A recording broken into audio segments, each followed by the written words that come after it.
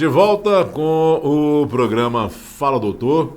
Hoje eu converso com o médico radiologista, doutor Diego Eleutério.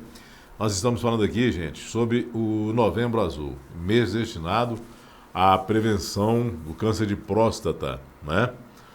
Neste primeiro bloco nós falamos bastante aqui sobre o que é o câncer de próstata, né? Principalmente a prevenção. Agora vamos falar um pouquinho de sintomas, né, doutor? Sim. E primeiro, o que é a próstata, doutor? É uma glândula? O que é? Qual que é a função dela no organismo masculino? Certo. Ó, a próstata é uma glândula, né, do tamanho de uma amêndoa, né, que eles falam. Pesa cerca de 20, 25 gramas. Né? Ele fica localizado abaixo da bexiga e anterior ao reto. Né? A função dela, basicamente, ela junto com a vesícula seminal, ela ajuda a produção do líquido seminal, do sêmen, né? E ele produz algumas enzimas que constituem o sêmen. Né? Uhum. Agora, tem aqui já algumas perguntas, doutor. Vamos embora começar a concentrar nelas aqui. Inclusive, já que a gente falou que ia falar sobre sintomas, é a primeira pergunta que veio aqui do Arnaldo Vieira, lá do Maracanã. Boa noite. Certo. Ótimo programa, obrigado, Arnaldo. Ele quer saber quais os sintomas do câncer de próstata. Boa noite, Arnaldo. Arnaldo, ótima pergunta. Eu vou só enfatizar aqui inicialmente, Arnaldo, que a gente precisa concentrar no diagnóstico, né, em preocupar antes dos sintomas, né, porque é aí que está a maior parte da oportunidade de tratarmos em tempo hábil, tá? E a maior parte das vezes realmente ele vai ser assintomático. É uma doença que, em sua maior parte, é assintomática. Tá? Mas, partindo depois de um... Por que ele é assintomático grande parte das vezes? Porque o câncer de próstata, na maioria das vezes, ele é indolente, ele tem um crescimento mais lento. Ele não é, por exemplo, igual o câncer de pâncreas, né, que detecta 6 meses, pode já ocorrer o óbito. Né? O câncer de próstata ele é mais lento, normalmente. Então, tem esse tempo todo antes de provocar sintomas, da gente detectá-lo, né?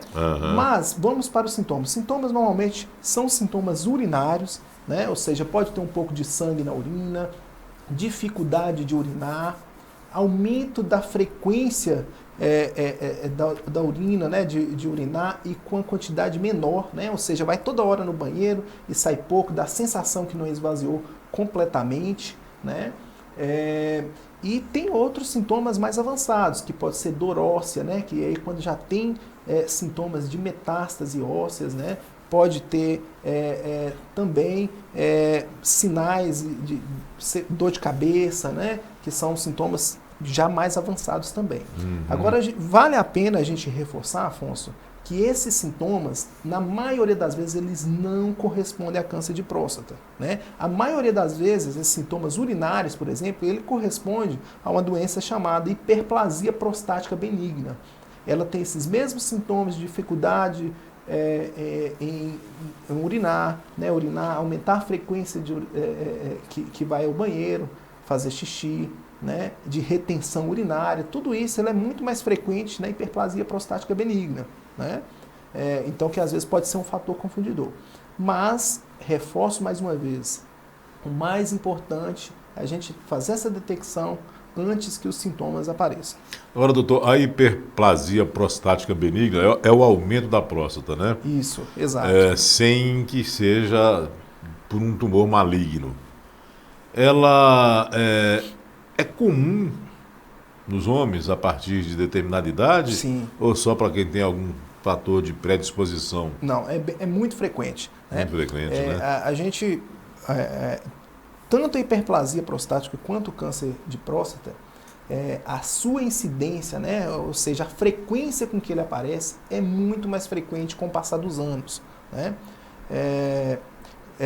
Voltando assim para o câncer de próstata, para você ter uma ideia, Afonso, assim, tem alguns estudos que falam que se todos os homens vivessem até 120 anos, todos os homens teriam câncer de próstata.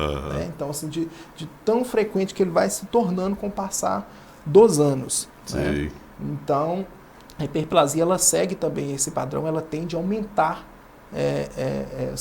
a próstata tende a aumentar seu tamanho com a idade. Aí o senhor respondeu também a pergunta do Manuel Pereira, lá do Maracanã, né? E o Manuel, além do sintoma, ele quer saber de quanto em quanto tempo devemos procurar um especialista. Certo. Então, essa questão da frequência, ela pode ser individualizada, né, de acordo com a necessidade do paciente. Mas, de uma forma geral, o rastreamento, né, que é o que a gente recomenda, é que seja feito anual, né? De preferência, que seja com o urologista, né? Mas se não for possível, com o médico da família, né? Com quem ele conseguir esse acesso, o adequado, né? Assim, é o suficiente para ele fazer essa abordagem uma vez por ano. De uma forma geral, pode ter casos que pode ser necessária uma frequência maior. O Luiz Vieira, lá do Major Pratos, doutor, mandou aqui a pergunta. Boa noite. O câncer de próstata é hereditário? Como saber? E quer saber também quais os outros tipos de câncer que são acometidos em razão da hereditariedade. Tá. Então, o câncer de próstata, ele tem um fator genético, né? Como eu tinha falado antes, um dos fatores de riscos importantes e que faz com que a gente até comece esse rastreamento de 50 anos, desses 5 anos, comece com os 45 anos, é um parente, né, de primeiro grau com câncer de próstata, né? Esse fator genético, ele não é o fator mais importante, né? Mas ele pode contribuir. Certamente a pessoa que tem um parente de primeiro grau com câncer de próstata, ele tem que ter um cuidado maior na detecção do câncer. Vamos lá, várias perguntas aqui, vamos. Mais uma do André, lá do Esplanada. Boa noite. Qual a idade certa para ir ao urologista? Se o pai, avô ou tio tiveram um câncer de próstata, qual a probabilidade de eu ter também o câncer?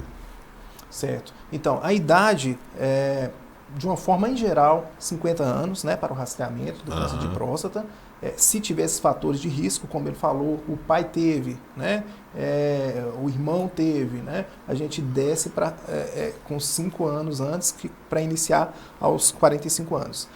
Eu não vou saber falar com precisão qual a porcentagem que a genética traz, né?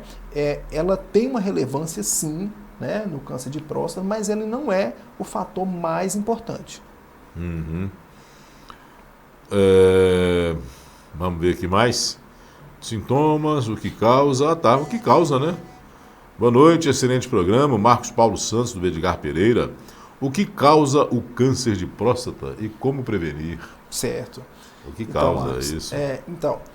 O câncer de próstata, ele tem alguns fatores, né, que eles aumentam a incidência, aumentam a frequência, né? Não tem um fator único, né, responsável. A gente sabe que tem alguns, principalmente, formas de lidar, né, na vida, né, pessoal, que pode aumentar essa frequência, né, do câncer, que é o estilo de vida, né? Sedentarismo, obesidade, né? Alimentação desregrada, com um percentual maior de gordura ou de proteína, né? Baixo consumo de frutas e verduras. Esses são fatores que a gente pode modificar, né? Porém, como eu falei, tem vários fatores que a gente não consegue modificar, né? Ou seja, a idade, né? Passar dos anos, isso aí vai aumentar a frequência, né?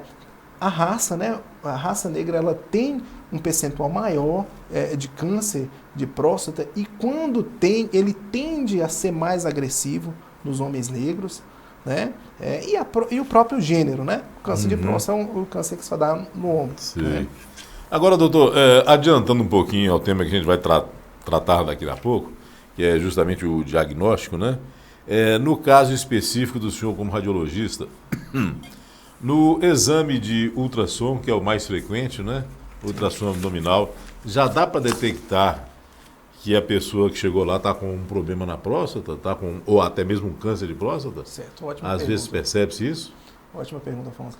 Então, Afonso, o ultrassom, para o câncer de próstata, ele não tem uma indicação primária, né? Ou seja, assim, o médico ele não solicita aquilo para detectar o câncer de próstata, né?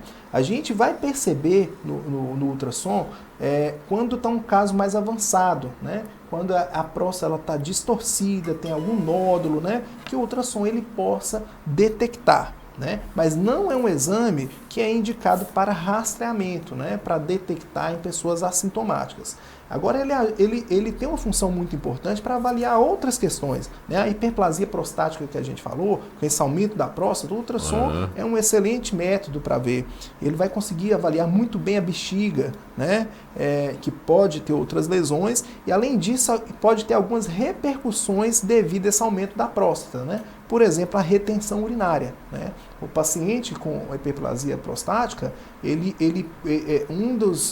das características é que ele pode ter uma retenção urinária, né? Ele vai no banheiro, tenta esvaziar, mas não consegue totalmente, né? Então o ultrassom ele entra com um método muito importante, mas principalmente para detectar outras questões relacionadas e não o câncer em si.